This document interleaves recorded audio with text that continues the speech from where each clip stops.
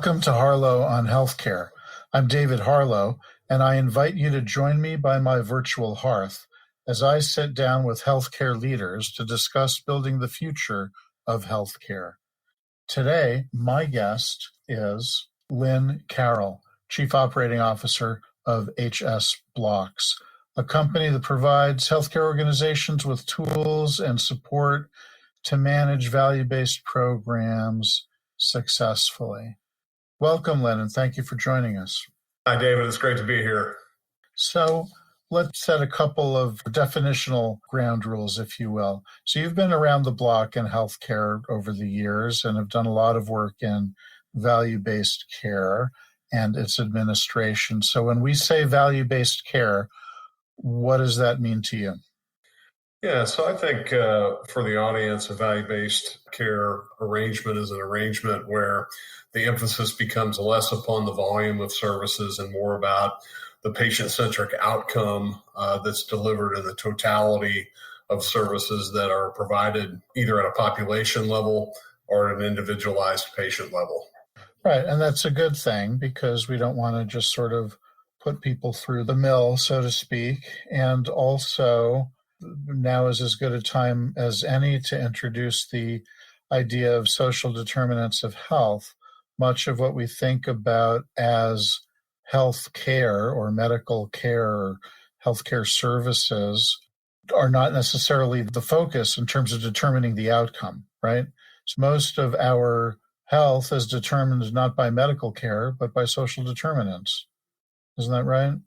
That's true, David. So the evidence tends to show that somewhere in the neighborhood of 80% of health outcomes for an individual are actually determined by non-medical issues, things like transportation, food supply, employment, behavioral health, et cetera. Okay. And in the usual or the historically usual fee-for-service world, some of those issues don't get addressed, or they don't get addressed in the context of healthcare, and they are possibly ignored. And there, I think, is the great opportunity in the value-based care world. How do we bring that under the roof in order to address the health and wellness and welfare of populations? Right. And I guess that's a tall order because the system isn't built for that, right? No, it's not. And, traditional fee-for-service delivery has been fairly siloed and has not been a real continuum-based delivery model. So I think when you think about medical services being in somewhat siloed delivery fashion under fee-for-service, the same is true when you try to connect the dots with community-based organizations and social service agencies. Again, a somewhat siloed approach. I think the promise of value-based types of programs is that we are now seeing more of an emphasis on the whole person, holistic delivery of services amongst a care team that can more easily communicate, share information, and address, hopefully, prospectively, a number of the issues facing our nation from a healthcare standpoint. So, Lynn, I'd ask you to dig deeper into that and really, to the extent you can here, lay out the anatomy of a really well-run value-based care program. I think most value-based programs start by understanding the population at hand. So traditionally in the population health arena, there's something referred to as risk stratification, which is to take a look at the population overall and organize it into different buckets of risk. In a lot of ways, looking at the traditional 80-20 rule of saying, approximately 80% of the services may be incurred from an expense standpoint by 20% or less of the population. And in fact, it's actually more than that. I believe there's been recent studies show that as much as 80 or 90% of the costs are actually incurred by 2 to 5% of the population. But I think it starts with identifying the population and the underlying risk factors stratifying that population and then looking at appropriate interventions where we can appropriately spend dollars to impact the trend line, not only in terms of cost, but also ensure more and better outcomes. So easier said than done, I imagine. And there are sort of many doors in to that project, so to speak. Where would you recommend someone start, or is the recommendation very context specific? I think a lot of folks, both on the payer and on the healthcare delivery side, have some degree of population focus to try to understand what are the underlying conditions, chronic diseases, et cetera, underlying the patients and members that they care for. I think as you start to peel back the onion, you look at where limited dollars can be spent to make the most impact. And a lot of that looks at how do you determine what are high value services to be rendered so that you're not churning patients through unnecessary procedures, unnecessary tests, repeating tests that don't need to be repeated. So if you have more appropriate information sharing and more up-to-date statusing with regard to patients, you can avoid some of the costs as well as avoid subjecting patients to unnecessary treatments and procedures. Okay, and that's all for the good. And I guess the question is, why has it taken us this long to think of this, right? This is not a new problem. And it's not even a new solution, I would say. I think CMS, and maybe even before that, I'm giving away my age, but I think HCFA also had reports on the need to move to a value-based model of care. I mean, we've been talking about this one way or another for 40, 50 years. Why are we still talking about, why are we still just getting out of the gate? Yeah, it certainly seems like a lengthy discussion, and not to date myself, but I would say that, I didn't have hair when we started talking about it, and I still don't have hair. The reality is that I think it takes a lot of things to come together to be effective in not only administering these types of programs, but scaling them. So I think it's always been part of the dialogue to think about a more holistic approach, less fragmented, more prospective in nature. I think the challenge has been the disparate care continuum participants, the ability to effectively share data amongst stakeholders. And as technology has accelerated both in the delivery of service as well as from an information management standpoint, I think we have gotten to improved opportunities to take full advantage of these types of programs. Perhaps that's probably one of the bigger goals of quote unquote digital health, and bringing the patient more into the fold as opposed to keeping so many parts of the system obfuscated.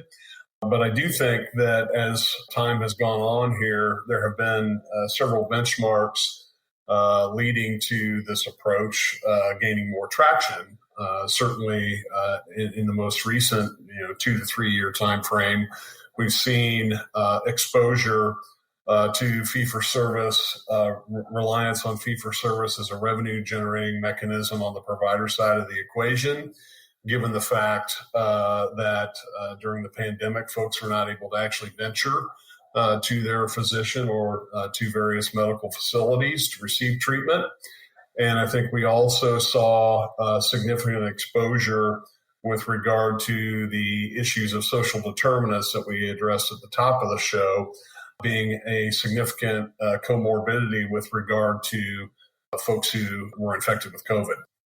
So I want to get back at something you said at the beginning of your last comment, which is focusing on the technological tools at our disposal these days versus maybe what was available decades ago. And just wondering, do you see these tools as key enablers of value-based care and actually making it work? Yes, I do. I think when you look at the migration of certain types of services, as well as treatment of certain chronic disease now within the home, as opposed to within a doctor's office or within an institution, a hospital, or a facility, I think you need to take full advantage of the different types of communication protocols becoming available. Certainly, the advent of 5G is also making an impact with regard to digital technology and the ability to share information as well as capture information at the edge. So status reporting, remote patient monitoring, direct communication, direct lines of communication with patients in the home, as well as the delivery of significant amount of services within the home, primary care in the home, certain services shifting to the home like chronic kidney disease treatment. I think the advent of technology, both from a capability as well as an application standpoint, is making a difference and making it obvious, I think, that there's more opportunity to continue down this path to expand and improve upon programs that traditionally would have been believed could only be delivered within four walls of an institution or a doctor's office. So those institutions, those offices are potentially holding the short end of the stick, right? Unless they are in some sort of clinically integrated entity, integrated delivery system. Not everybody is. So some folks will be holding the short end of the stick here. And is that a difficult barrier to overcome in adoption?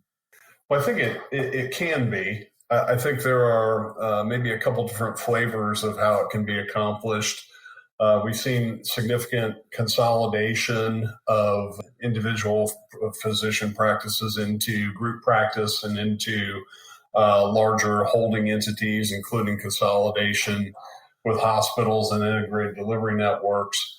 But I think there's also the approach that looks at clinically integrated networks, ACOs, direct contracting with employers, et cetera, as a way of maintaining physician independence while also leveraging and expanding primary care's role with regard to population management and enabling physicians in the community and in the home to be able to more effectively share data with other peers as well as with specialists, and then appropriately refer patients to site-based care as needed. So I think the technology is definitely an enabler for these types of programs. And as you mentioned, it can be a scenario where I might have to abandon an individualized practice and join up with a group.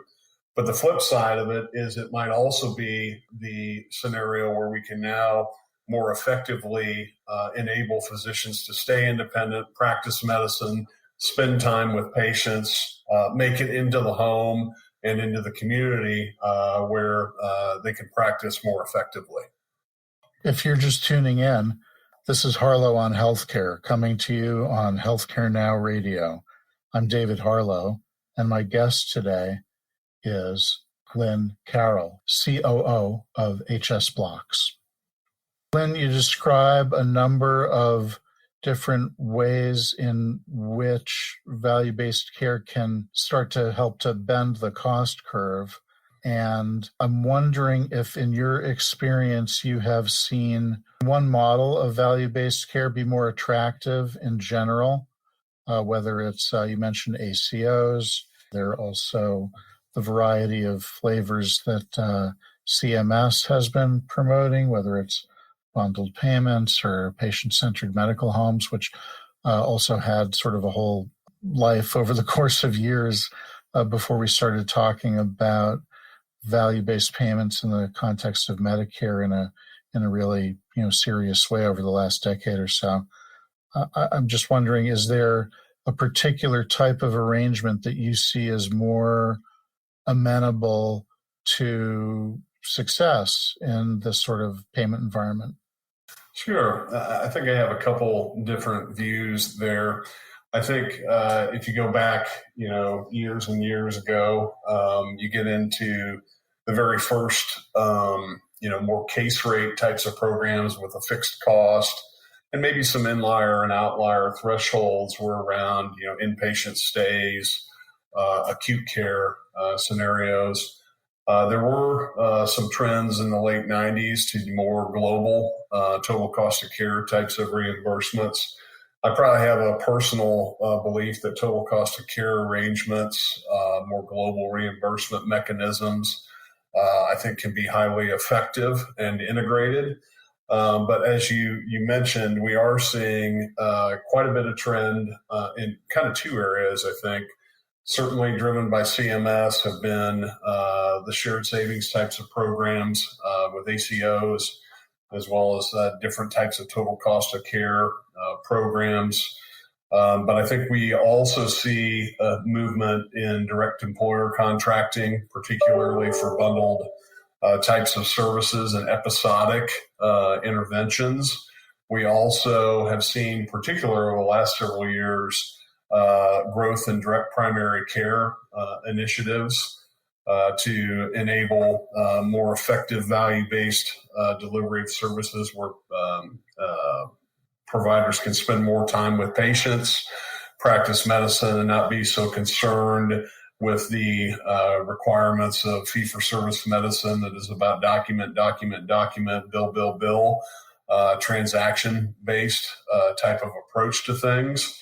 So I think, if I was to say, where are things headed, I think we're going to continue to see an evolution of the different alternative payment models. I tend to really like models that have some form of a global component and then also have patient-specific or episodic types of alternative models underneath them. A lot of those types of models look like traditional global cap with sub-cap arrangements underneath them. And I think we'll continue to see a smattering of these types of models. But overall, I think more global types of models tend to prevail with regard to being able to provide appropriate services and not only curtail the cost trend, but also have the ability to deliver more effective outcomes due to less siloed communication and more patient-centric approaches.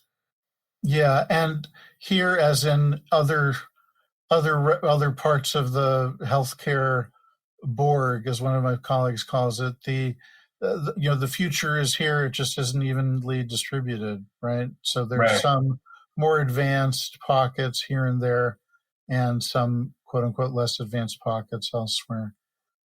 Right. There's, still, obviously, a significant amount of fee-for-service business.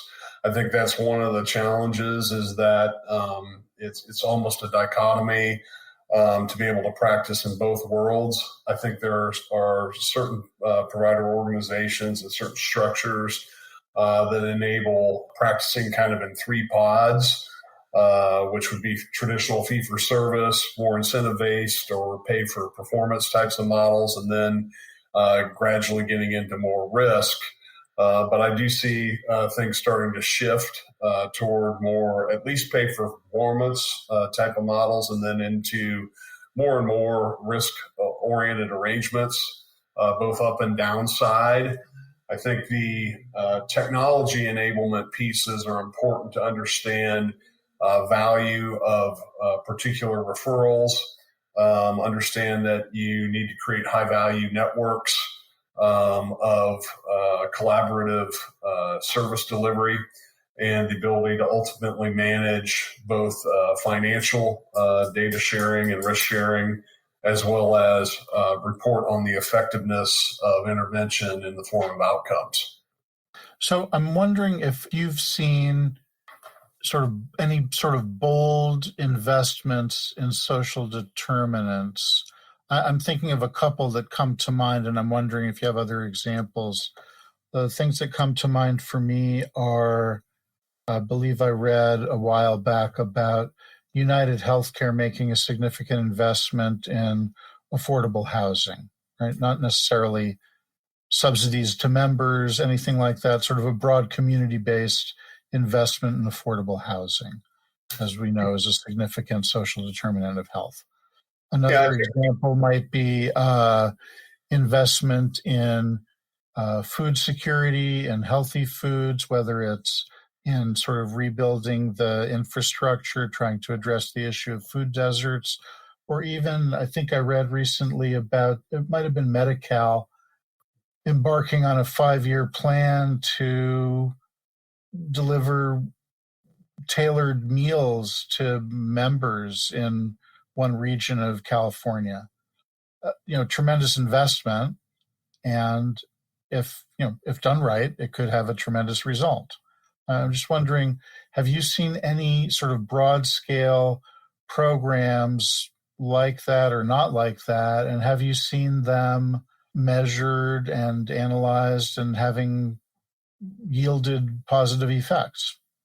Yeah, it's a great question. One of the first things to rear its head with regard to social determinants was, how are you going to pay for these types of programs, and is there an ROI? I think there's starting to be some fairly decent data about different types of programs, particular as it relates to food supply, relates to transportation to and from appointments, which of course leads into the discussion we just had about service actually being in the home. Significant investment. I think we have seen pockets of investment in various programs at a localized level. I think we have seen partnerships sprouting up amongst both payer and provider organizations with third parties at the community-based level. I think the continued dialogue is what is an appropriate mechanism to be able to ensure funding. CMS has certainly been pushing the envelope a bit with regard to looking at how Medicare Advantage can incorporate health equity, social determinants for reimbursement scenarios underneath Medicare Advantage. I think we've seen the Medicaid carriers, Medicaid MCOs, as well as state Medicaids evaluating how do you align state, community, and localized programs with traditional medical delivery. But I do think some of the more interesting models that are out there are the models that are looking at how to incentivize funding through tax credits and other taxing mechanisms at a localized level to ensure that funding is not only available, once, twice a year, but is on an ongoing basis and year after year. So we've seen some of that happening. I think Nightingale Partners is a good example of some folks who have been working in that arena to help at a localized level with regard to tax incentives to be able to ensure funding can be here today, tomorrow, and into the future. But I do think it has not been big bang yet.